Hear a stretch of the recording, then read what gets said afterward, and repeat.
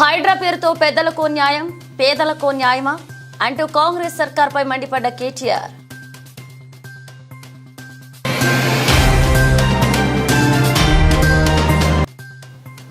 వరదలపై CM Chandrababu press meet. తన జీవితంలో అలాంటి విపత్తును ఎన్నడూ చూడలేదని భావోద్వేగం.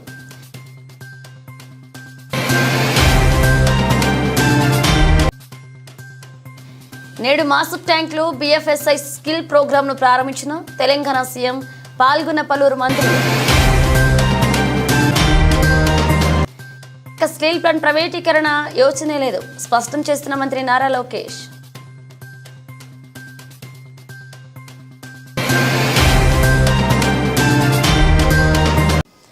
మూసీ నదిని కొత్తగా శుద్ధి చేయాల్సిన అవసరం లేదని గత బీఆర్ఎస్ హయాంలో కట్టిన ఎస్టీపీను ఉపయోగించుకుంటే సరిపోతుందని బీఆర్ఎస్ వర్కింగ్ ప్రెసిడెంట్ అంటున్నారు.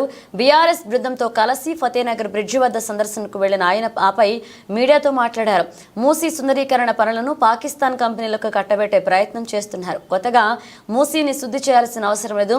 గత బీఆర్ఎస్ ప్రభుత్వం కట్టిన ఎస్టీపీలను ఉపయోగించుకుంటే సరిపోతుంది. మా హయాంలో 4,000 కోట్లతో జీహెచ్ఎంసీ పరిధిలో 31 ఎస్టీపీలు నిర్మించాం. సుందరీకరణ ప్రాజెక్టుపై ఇప్పుడున్న ముఖ్యమంత్రి మంత్రుల మాటలకు పొంతనలేదు.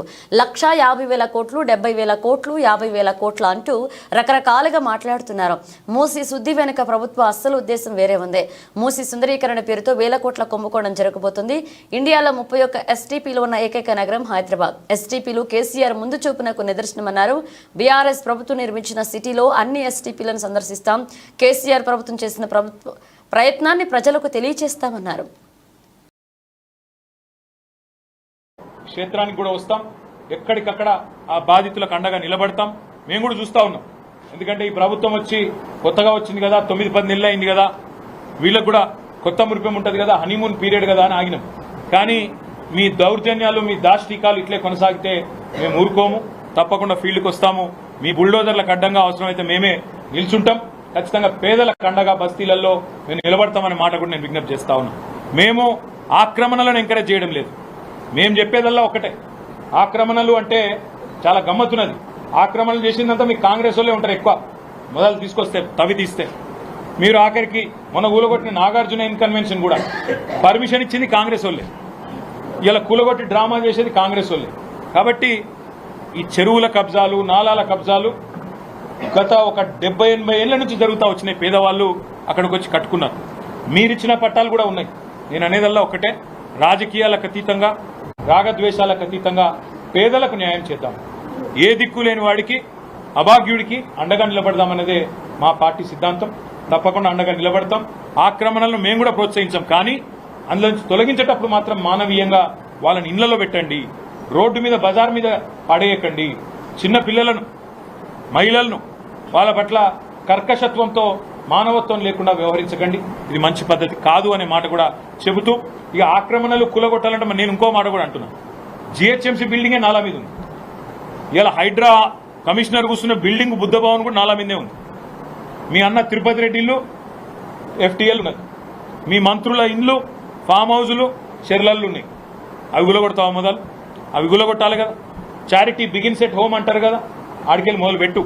అంతగానం నీకుంటే కమిట్మెంటు ఆడికెళ్ళి మొదలుపెట్టు. జీహెచ్ఎంసీ ఆఫీసు, బుద్ధ భవను, మీ అన్నది ఇల్లు, మీ మంత్రుల ఇండ్లు, మీ ఎమ్మెల్సీ పట్నం మహేందర్ రెడ్డి ఇల్లు, ఇవన్నీ కూడా మొదలు కులగొట్టి నీ చిత్తశుద్ధి రుజువు చేసుకొని పేదవాళ్ళ మీద నీ ప్రతాపం చూపెట్టు తప్ప ఇష్టం వచ్చినట్టు చేస్తా అంటే ఊరుకోమనే మాట కూడా మళ్ళొకసారి చెబుతూ, ఈ సందర్శనలు ఇది మొదటిది మాత్రమే.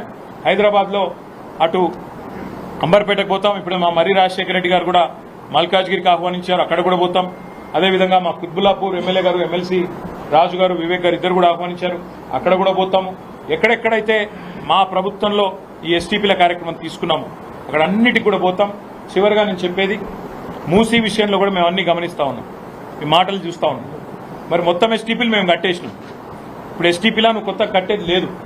మరి ఎందుకు ఒకసారి 50,000 కోట్లని, ఇంకోసారి 70,000 కోట్లని జూపల్లి కృష్ణారావు, ఇంకోసారి 1,50,000 కోట్లని మళ్ళా ముఖ్యమంత్రి రకరకాల మాటలు చెప్తున్నారు. అసలు ఇప్పటివరకు డిపిఆర్ అయిందా? అసలు ఒక డీటెయిల్ ప్రాజెక్ట్ రిపోర్ట్ తయారైందా? అందులో ఏమున్నది? అసలు ఏందో ఎవరికి తెలియదు. అందుకే నేను అనేదల్లా మీ యొక్క మూసీ పేరిట జరుగుతున్న భాగోతాన్ని కూడా అలాంటి నగర ప్రజలకు గతంలో మేము చేసిన పనులను చూసి మా అభివృద్ధిని చూసి గెలిపించినారు.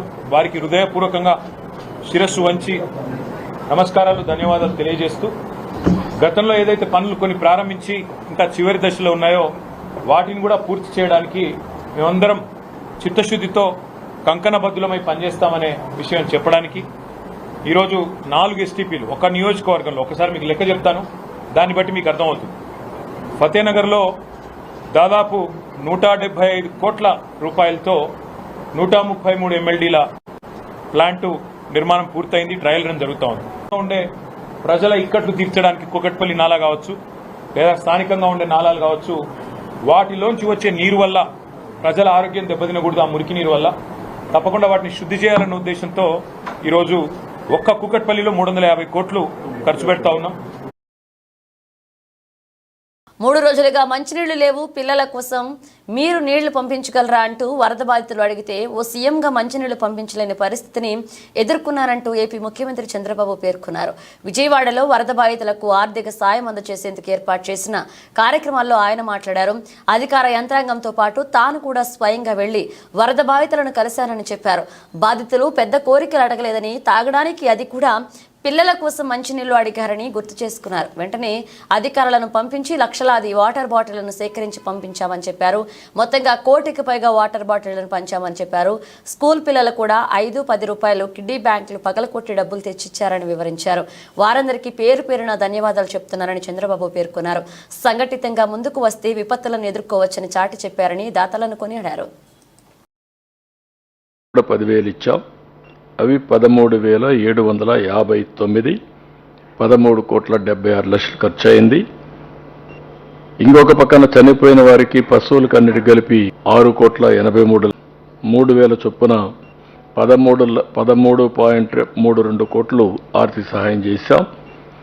4,348 ఆటోలకి 10,000 రూపాయల చొప్పున 2,48,00,000 ఇచ్చాం. 5,181 కిరాణా షాపులు, హోటల్స్, చిన్న హోటల్స్ 25,000 చొప్పున 12,97,00,000 ఇచ్చాం. 2,500 స్మాల్ ఇండస్ట్రీస్, MSMEలు ₹1,00,000 వాళ్ళకి అందరికి కూడా 50,000 చొప్పున 12,50,00,000 ఇచ్చాం. 469 పరిశ్రమలకి 1,00,000 చొప్పున నష్టం జరిగిందని బట్టి 12,50,00,000 ఇచ్చాం. దెబ్బతిన్న 469 పరిశ్రమలకు 1,00,000 చొప్పున 4,69,00,000 ఇచ్చాం. 197 పెద్ద పరిశ్రమలకు ₹1,50,000 చొప్పున 2,95,00,000 ఇచ్చాం. పంట నష్టం మొత్తం 1,12,345,000 హెక్టార్లలో 22 రకాల వ్యవసాయ పంటలకు 278 కోట్లు ఇస్తున్నాం. ఇచ్చేవాళ్ళు ఈరోజు వాళ్ళందరికీ 25 కేజీలు ప్యాకేజీ కాకుండా 10,000 రూపాయలు ఇచ్చాం. గ్రౌండ్ ఫ్లోర్ పాక్షికంగా మునిగితే ప్రతి ఒక్కరికి 5,000 రూపాయలు ఒకప్పుడు ఇచ్చేవాళ్ళు, 10,000 ఇచ్చాం. కిరాణా కొట్లు, రెస్టారెంట్లు 25,000 ఇచ్చాం. ఇది ఇంతకుముందు నామ్సో కూడా లేదు. చిన్న పరిశ్రమలకు కూడా నామ్సలో లేదు. 50,000 ఇచ్చా. 40 లక్షల లోపల నష్టపోతే, 40 లక్షల నుంచి 1,50,00,000 నష్టపోతే 1,00,000 రూపాయలు ఇచ్చాం. అందరికి కూడా 10,000. సంస్థలను గుర్తించామని, అన్ని శాఖల్లో భర్తీ ప్రక్రియ చేపట్టామని సీఎం రేవంత్ రెడ్డి తెలిపారు. మాసప్ ట్యాంక్లో BSFI స్కిల్ ప్రోగ్రామ్ను ఆయన ప్రారంభించి మాట్లాడారు. యువతకు ఉద్యోగ ఉపాధి అవకాశాలు కల్పిస్తున్నాం. మరొక 35,000 ఉద్యోగాల ప్రక్రియ చేపట్టాం. ఉపాధి అవకాశాలపై పరిశ్రమల యాజమాన్యాలతో మాట్లాడాం. ఎలాంటి కోర్సులు చదివినా వారు కావాలని పరిశ్రమల యాజమాన్యాలను అడుగుతున్నాం. ఇక నిరుద్యోగ యువత డిమాండ్ సప్లై సూత్రం గుర్తుంచుకోవాలని రేవంత్ రెడ్డి తెలిపారు.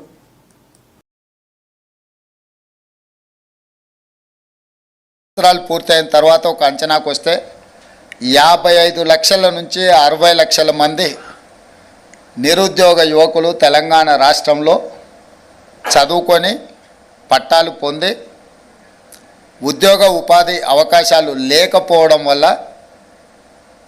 తెలంగాణ తీవ్రమైన నిరుద్యోగ సమస్యను ఎదుర్కోవడం మేము నూతనంగా ప్రభుత్వం ఏర్పాటు చేసిన తర్వాత గుర్తించిన అత్యంత కీలకమైన అంశం. అందుకే డిసెంబర్ 7, 2023 నాడు ప్రభుత్వం ప్రమాణ స్వీకారం చేసిన 90 రోజుల్లోనే 30,000 ప్రభుత్వ ఉద్యోగాల భర్తీ నియామక కార్యక్రమాన్ని ఏ ఎల్బీ స్టేడియంలో మేము బాధ్యత తీసుకున్నామో అదే ఎల్బీ స్టేడియంలో ఉద్యోగ అవకాశాలు పొందిన విద్యార్థులనే కాకుండా వాళ్ళ కుటుంబ సభ్యులను తల్లిదండ్రులను కూడా అక్కడికి ఆహ్వానించి 30,000 మందికి ఉద్యోగ నియామక పత్రాలు అందజేయడం ద్వారా వాళ్ళ తల్లిదండ్రుల కళ్ళల్లో ఆనందం ఎలా ఉంటుందో ఆ కుటుంబ సభ్యులతో చేరి రాష్ట్ర ప్రభుత్వం ఆనందంలో భాగం పంచుకోవడం జరిగింది. ఆ తర్వాత డిఎస్సి కావచ్చు, గ్రూప్ 1 కావచ్చు, గ్రూప్ 2 కావచ్చు, గ్రూప్ 3 కావచ్చు, ఇతర ప్రభుత్వ ఉద్యోగ ఖాళీల నియామకాల కోసం దాదాపుగా ఇంకొక 35,000 ఉద్యోగ ఖాళీల భర్తీకి ప్రభుత్వం నోటిఫికేషన్లు ఇచ్చి పోటీ పరీక్షలు నిర్వహించడానికి పూర్తి స్థాయిలో కార్యాచరణ తీసుకొని ముందుకు వెళ్ళడం జరిగింది. రాబోయే 2-3 నెలల్లో చాలామంది మాకు చాలా నాలెడ్జ్ ఉందని అనుకుంటుంటారు, కొంతమంది మాకు స్కిల్ ఉన్నది అనుకుంటుంటారు. నాలెడ్జ్ అనేది లాంగ్వేజ్ కాదు. లాంగ్వేజ్ అనేది ఒక కమ్యూనికేట్ చేయడానికి ఉపయోగించే సాధనం మాత్రమే.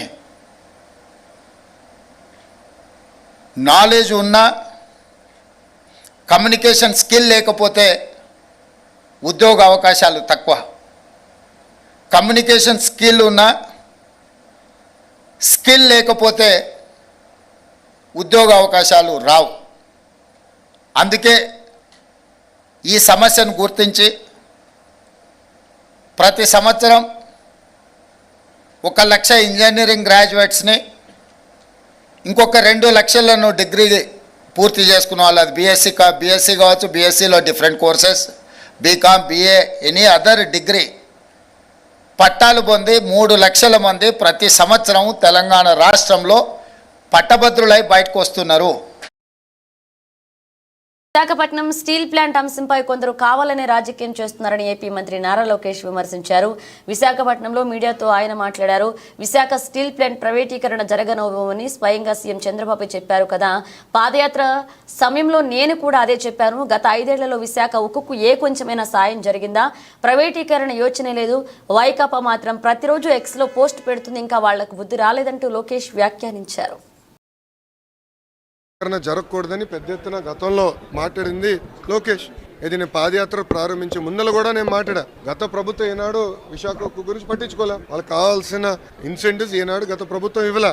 మేము మాట్లాడుతున్నాం. మైనింగ్ కూడా క్యాన్సిల్ చేశారు. చంద్రబాబు నాయుడు గారు స్వయంగా కేంద్రంలో ఆర్థిక శాఖ మంత్రి గారితో మాట్లాడారు, స్టీల్ మంత్రి గారితో మాట్లాడారు. ఎంపీలందరూ కూడా స్టీల్ మినిస్టర్ దగ్గరికి వెళ్ళారు, చర్చలు జరుపుతున్నారు. అసలు ప్రైవేటీకరణ డిస్కషనే లేదు, కానీ రోజు ట్వీట్లు పెడతారు వైకాపాలు. అదేంటో నాకు అర్థం అవ్వదు. విశాఖ ప్రజలు ఇంత తీర్పు వచ్చినా ఎందుకు దుష్ప్రచారం చేస్తున్నారు? ఎవరైనా మాట్లాడారా ప్రైవేటీకరణ గురించి? ఎప్పుడు ఎవరైనా చెప్పారా? ప్రతి ప్రెస్ మీట్లో చంద్రబాబు నాయుడు గారు అంటే గౌరవ ముఖ్యమంత్రి గారు చాలా స్పష్టంగా విశాఖ ఉక్కుని మేము ప్రైవేటీకరణ జరగనీయము అని చెప్పారు. ఇంకేం ఇన్సూరెన్స్ కావాలి? చంద్రబాబు నాయుడు గారు మాట్లాడిన తర్వాత కేంద్ర ప్రభుత్వం 500 కోట్ల గ్రాంట్ ఇచ్చారు. ఇంకా చేయాలి. గత 5 ఏళ్ళలో ₹1 రాలా. మేము అన్నీ చేస్తున్నాం, ఇంకా చేస్తాం, దాంట్లో డౌట్ లేదు. సింగూరు డ్యాంలో నీరు నిండుకుండలా నిండడం వల్ల వరద ఎక్కువ రావడం వలన సింగూరు గేటు ఎత్తడం వలన మెదక్ పట్టణం పాపన్నపేట మండలాల్లో నాసన్పల్లి వనదుర్గా భవానీ టెంపుల్ చుట్టూ వాటర్ రావడం వల్ల అమ్మవారి టెంపుల్ నందు పాదాలను తాకుతూ నీరు వెళ్లడం వలన గుడి తలుపులు మూసివేయడం జరిగింది. అంతేకాకుండా అమ్మవారి గోపురం నందు నిత్యం అమ్మవారికి పూజలు నిర్వహిస్తున్నారు.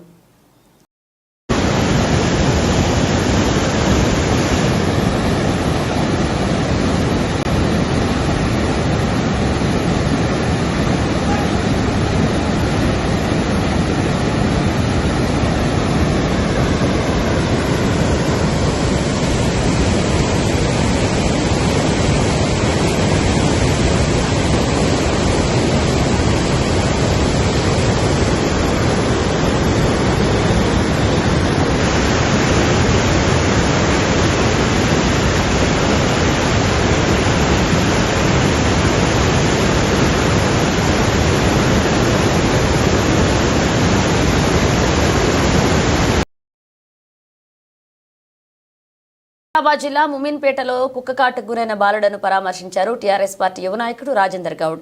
ఇలాంటి సంఘటనలు జరగకుండా నిత్యం పోరాడుతూ కుక్కకాటుకు ప్రజలు ఎవ్వరూ ఇబ్బంది కాకుండా వికారాబాద్ పట్టణంలో ప్రజలకు ఏ ఇబ్బంది వచ్చినా నేనున్నాను అంటూ భరోసా ఇస్తున్న రాజేందర్ గౌడ్ ఇట్టి విషయంలో ప్రభుత్వం కఠినమైన చర్యలు తీసుకోవాలని రాజేందర్ గౌడ్ అన్నారు.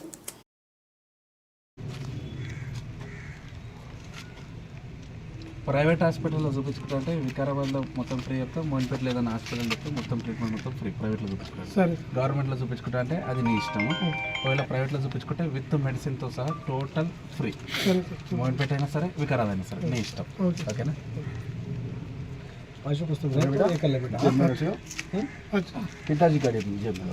చూపించుకో మంచిగా rabies injection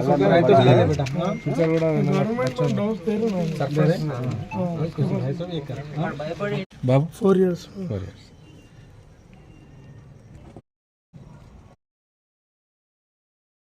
Visakha GVMC council భేటీ రసాభాసగా మారింది. నగరపాలక సంస్థ మేయర్ రాజీనామా చేయాలంటూ కూటమి కార్పొరేటర్లు పట్టుబట్టడంతో కౌన్సిల్లో ఉద్రిక్త వాతావరణం నెలకొంది. ముందుగా కౌన్సిల్ సమావేశం మొదలైన వెంటనే జీవీఎంసీలో వెలుగు చూసిన అవినీతి ఆరోపణలపై కూటమి కార్పొరేటర్లు ప్రశ్నలు సంధించారు.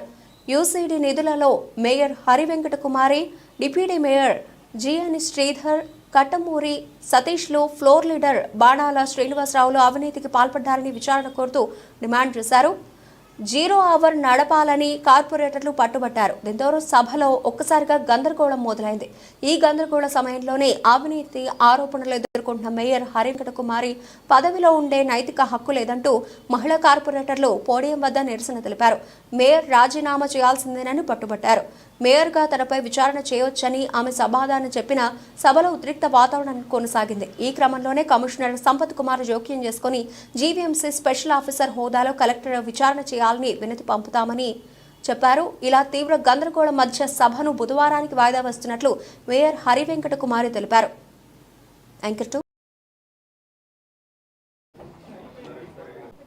చేశారంటే ఎంక్వైరీ చేయండి, అందులో రిపోర్ట్ రానివ్వండి, అప్పుడు చూద్దాము.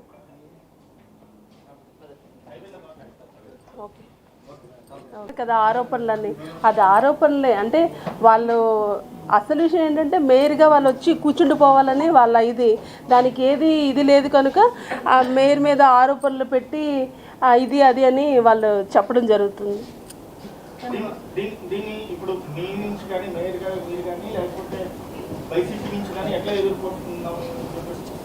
ఎదుర్కోవడం ఏముంది ఇందులో, మేమేమి తప్పేమీ చేయలేదు. కావాలంటే వాళ్ళు ఎంక్వైరీ చేసుకోమనండి. ఆల్రెడీ కమిషనర్ గారికి చెప్పడం కూడా జరిగింది.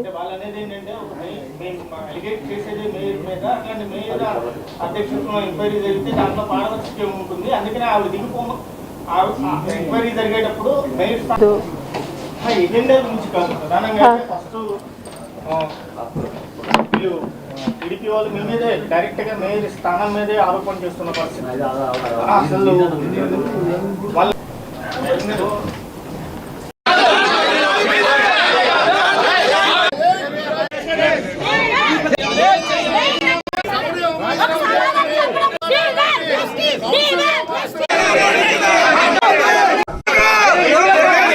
అసలు స్టీల్ ప్లాంట్ లో ఘోర ప్రమాదం సంభవించింది. స్టీల్ ప్లాంట్ SMS1 విభాగంలో ప్రమాదం జరిగింది.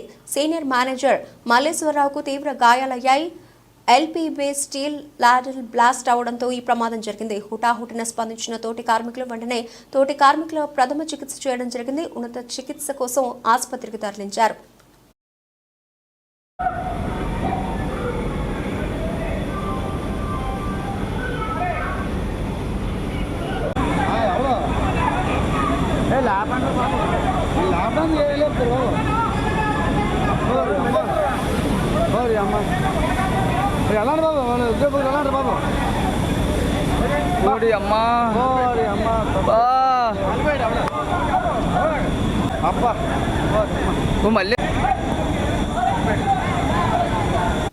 మంచిర్యాల జిల్లా లక్షటిపేట మండలం కొత్త కొమ్ముగూడెం గ్రామానికి చెందిన బతుల మధుకర్ అనే యువకుడు RMC శ్రీనివాస్ చేసిన వైద్యం వికటించి బ్రెయిన్ డెడ్తో చికిత్స పొందుతూ మృతి చెందాడని బంధువులు ఆరోపిస్తూ రాస్తారోకో చేశారు. కుటుంబ సభ్యులు చెప్పిన వివరాల ప్రకారం ఇటీవల మధుకర్కు జ్వరం రావడంతో మంచిర్యాలలోని ఓ ప్రైవేటు దవాఖానాలో పరీక్షలు చేయించుకున్నాడు.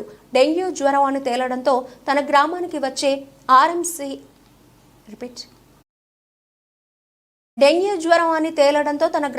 వచ్చే ఆర్ఎంపీ వద్ద ఇంజెక్షన్ వేసుకున్నారు. ఇంజెక్షన్ వేసుకున్న అనంతరం ఒక్కసారిగా కుప్పకూలిపోయాడు. కుటుంబ సభ్యులు వెంటనే మంచిర్యాలలోని ప్రైవేట్ హాస్పిటల్కు తీసుకెళ్లారు. వైద్యులు చూసిన తర్వాత అతనికి బ్రెయిన్లో సమస్య వచ్చిందని వైద్యులు తెలిపారు. వెంటనే సికింద్రాబాద్లోని ప్రైవేట్ హాస్పిటల్కి తరలించారు. మధుకర్ అప్పటికే కోమాలోకి వెళ్లారని తెలిపారు. వైద్యులు వెంటనే ఐసీయూలో ఉంచి చికిత్స చేశారు. మధుకర్ది ఓ సాధారణ రైతు కుటుంబం కాబట్టి అక్కడ వైద్యం చేయించే ఆర్థిక స్తోమత లేకపోవడంతో మంచిర్యాలలోని ఓ ప్రైవేటు దవాఖానాలో చేర్పించి చికిత్స అందించారు. వారం రోజుల నుండి ప్రాణాలతో కొట్టుమిట్టాడుతూ మంగళవారం మరణించారు. దీనంతటికీ కారణం ఆర్ఎంపీ శ్రీనివాస్ వేసిన ఇంజెక్షన్ అని కుటుంబ సభ్యులు ఆరోపిస్తున్నారు. ఆర్ఎంపీ శ్రీనివాస్ పై చట్టరీత్యా చర్యలు తీసుకుని మృతుని కుటుంబానికి న్యాయం చేయాలని మృతుని యొక్క కుటుంబ సభ్యులు జాతీయ రహదారిపై మంగళవారం రాస్తారోకో చేశారు.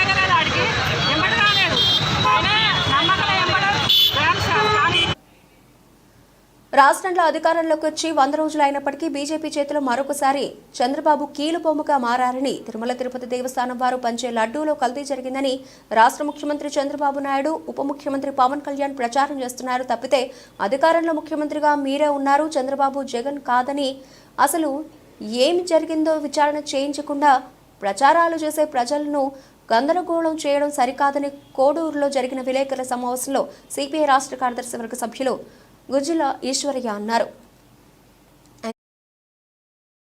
ఒకసారి పరిశీలన చేస్తే కేంద్రంలో నడుస్తున్నటువంటి భారతీయ జనతా పార్టీ చేతిలో మరొకసారి కీలుబొమ్మగా మారిందనేటువంటిది అర్థమవుతా ఉంది. తిరుపతి లడ్డులో కల్తీ జరిగిందని, దానికి గత ప్రభుత్వం కారణం అని చెబుతూ చంద్రబాబు నాయుడు గారు, పవన్ కళ్యాణ్ గారు అదేవిధంగా పెద్ద ఎత్తున ప్రచారాన్ని కొనసాగిస్తూ ఉన్నారు. గత ప్రభుత్వంలో జరిగిందా, ఈ ప్రభుత్వంలో జరిగిందా, అసలు జరిగిందా లేదా అనేటువంటి అంశాన్ని ఒక్కసారి వాస్తవాలు ప్రజల ముందు పెట్టాల్సి వస్తే ఎంక్వైరీ చేసి దాని ద్వారా మాత్రమే నిరూపించాలి తప్ప అట్లా కాకుండా మీ రాజకీయ కొలిమిలో, మీ కులాల కుమ్ములాటలో, మీ మత ఉన్మాదాల ఉచ్చులో రాష్ట్ర ప్రజలను నలిపివేయడానికి మీరు దేవుణ్ణి సైతం వాడుకోవడంలో అగ్రగణ్యులు అని చెప్పేసి రాష్ట్ర ప్రజానికం భావిస్తూ ఉన్నారు. ఇప్పటికైనా కూడా ఇలాంటి అంశాలను పక్కన పెట్టి జరిగినటువంటి వాస్తవాలను ప్రజలకు వివరించమని చెప్పేసి మేము కోరుతా ఉన్నాం. అంతేకాకుండా ఈరోజు సుభిక్షంగా పచ్చగా ఉన్నటువంటి, శాంతియుతంగా ఉన్నటువంటి ఆంధ్రప్రదేశ్లో ఇలాంటి ఉన్మాద బీజాలు నాటడానికి తెలుగుదేశం పార్టీ అండ్ కో మిత్ర బృందం ఇలాంటి నీచ ప్రయత్నం చేయడం అనేటువంటిది ఇది దుర్మార్గకరమైనటువంటి విషయంగా మేము భావిస్తూ ఉన్నాం. రాష్ట్రంలో చంద్రబాబు నాయుడు గారు అధికారంలో ఉన్నారా, జగన్మోహన్ రెడ్డి అధికారంలో ఉన్నారా? చంద్రబాబు నాయుడు గారు ముఖ్యమంత్రిగా మీరు ఉన్నప్పుడు ఏమి జరిగినా దానిపైన ఎంక్వైరీ చేసి బాధ్యులైన వాళ్ళని జైల్లో పెట్టి శిక్షించాలి తప్ప ఆ పని చేయకుండా ఒట్టి ప్రచారాల ద్వారా మీ రాజకీయ పరపతిని పెంచుకోవడానికి కావలసినటువంటి దుర్మార్గకరమైనటువంటి విధానాలను ఒక్కసారి అవలంబిస్తే రేపు రాష్ట్రం బగ్గున మండేటువంటి ప్రమాదం ఉంది. అలా బగ్గున మండితే ఆ ప్రమాదంలో చిక్కుకునేది మీరు కాదు కూర్చుండేది, కానీ గాదు కొంపల్లో ఉన్నటువంటి మీరు చేస్తున్నటువంటి నీచ రాజకీయాలకు ప్రజలు బలైపోతారని చెప్పి ఈ సందర్భంగా ప్రభుత్వానికి హెచ్చరిక చేస్తూ మీరు 100 రోజుల్లో మీరు సాధించినటువంటి ప్రగతిని మీరు చెప్పుకోవడంలో వైఫల్యం చెందారు. ఎందుకంటే మీరు ప్రగతిని సాధించలేదు కాబట్టి మీరు ఇచ్చినటువంటి వాగ్దానాల్లో ఈ 100 రోజుల్లో ఏ ఒక్కటైనా అమలైందా? 3 గ్యాస్ సిలిండర్లు ఇచ్చారా? ఒక్కొక్క కుటుంబంలో చదివేటుంటారు, 1 కాదు 2 కాదు 3 4 అయినా కరెంట్ అని చెప్పి చెప్పడానికి సులభంగా ఉంది. 4 కని పెంచితే ఎంత కష్టం ఉంటుందో తెలుస్తుంది. మీరేమో ఒకరినే కంటారా? కేంద్ర రోడ్డు రవాణా జాతీయ రహదారుల శాఖ మంత్రి నితిన్ గడ్కరీని అధికార నివాసంలో ఈరోజు కలిసిన తెలంగాణ రాష్ట్ర శాసనసభాపతి గడం ప్రసాద్ కుమార్ వికారాబాద్ నియోజకవర్గంలోని అత్యంత ముఖ్యమైన 3 రాష్ట్ర రోడ్లను జాతీయ రహదారులుగా అప్గ్రేడ్ చేయాలని కోరిన స్పీకర్ ప్రసాద్ కుమార్ అదేవిధంగా నియోజకవర్గంలోని 7 రోడ్లకు central road infrastructure fund scheme పరిధిలో నిధులను మంజూరు చేసి నిధులను విడుదల చేయాలని కోరిన సభాపతి ప్రసాద్ కుమార్ చేవెళ్ల ఎంపీ కొండా విశ్వేశ్వరరెడ్డి, పెద్దపల్లి ఎంపీ గడం వంశీకృష్ణ, చెన్నూరు శాసనసభ్యులు Gaddam Vivek Venkataswamy, Telangana legislative secretary doctor V Narasimhacharyulu, speaker గారి ఓఎస్డీ పి వెంకటేశం, అలాగే నాయకులు మాణిక్ రెడ్డిలు సభాపతి గడం ప్రసాద్ కుమార్ గారితో పాటు కలిసి నితిన్ గడ్కరీని కలిశారు.